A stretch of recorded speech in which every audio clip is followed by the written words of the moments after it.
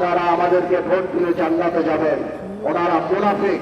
যে ও যে বেহেশত দেখায় ওইটা নাকি আসলে দোজখ। এই দজ্জালের ধোঁকাবাজি থেকে আপনারা দূরে থাকবেন। তারা আবেগ নয় বিবেক দিয়ে ভোট দিলেন। সেই দজ্জাল নাকি বেহেশত দেখাইতো মানুষরে, দোজখ দেখাইতো মানুষরে।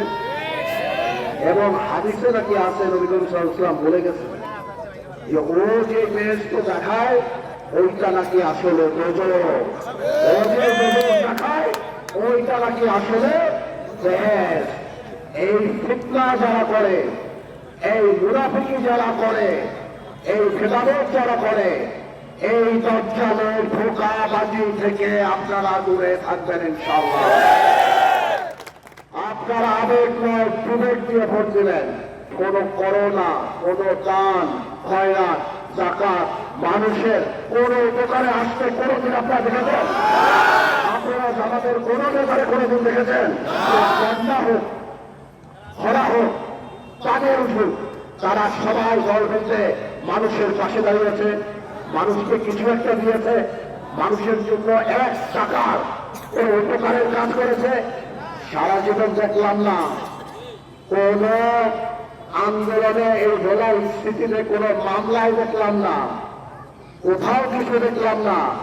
এখন ইলেকশন আসছে, পোলা পানীয় বিস্কিট খায় আপনি ভোট চান। এই বিস্কিট খাওয়াবে, এই চকলেট খাওয়াবে, কিন্তু গলায় বাইজা গেলে পানি খাওয়াবে না।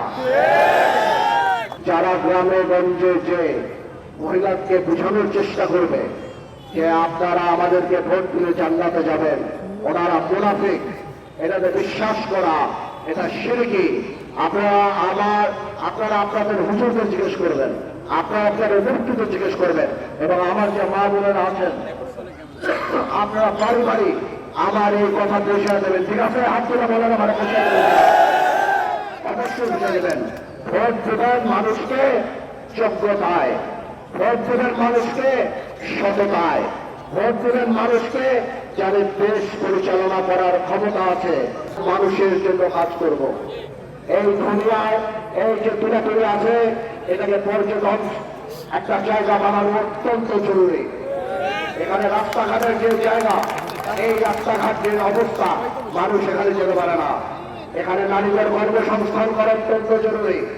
সবচেয়ে বড় কথা, আবার যে জেলে ভাইরা আছে, এখানে যে অসংখ্য হাজার হাজার জেলে ভাইরা আছে, তাদের জেলে কাজটা যদি তারা ঠিক মতো পায়, কোন দালাল, কোন মাঝখানে জানি কোনো আমাদের রাজনৈতিক কর্মীকে 5 টাকা না দিতে হয়, কোন দল দেখে যাতে না দেয়, মানুষ দেখে যাতে সেগুলো দেওয়া হয়, আমাদের সেটা ব্যবস্থা করা হবে।